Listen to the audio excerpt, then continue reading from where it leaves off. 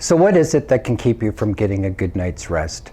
In my experience, there are three things that you need to consider, which I'm going to share with you over the next few weeks.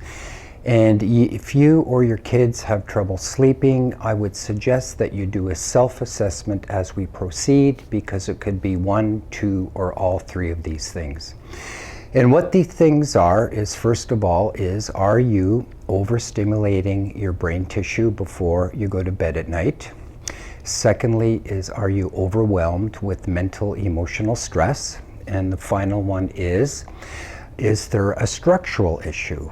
A structural issue with your spinal alignment and or your sleeping posture. Today we're going to talk about the first one, and when it comes to overstimulating your brain tissue, these are the biggies. First of all, TV, computers, and cell phones. It's strongly and highly recommended that you do not interact with any form of technology for at least 1 hour before you go to bed at night. You need to give your brain tissue a chance to unwind and settle down, because chances are it's been bombarded with electronic stimulation and electromagnetic frequencies for most of the day. And this is why it's also highly recommended that you make your bedroom a Wi-Fi free zone, especially if you are a fan of 5G. Secondly, caffeine, nicotine, alcohol, and sugar. All these things are stimulants.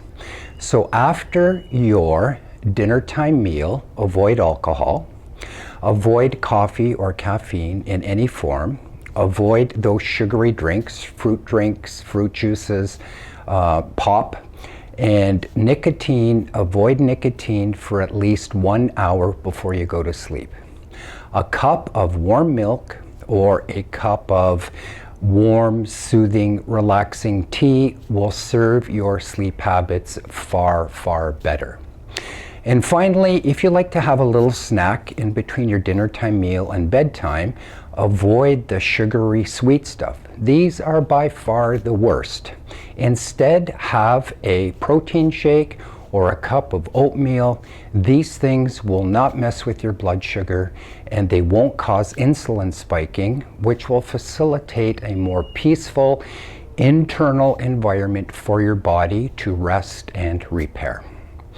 Now, next week we are going to talk about mental, emotional stress, so I'm sure a lot of you are going to watch that video, so please don't miss.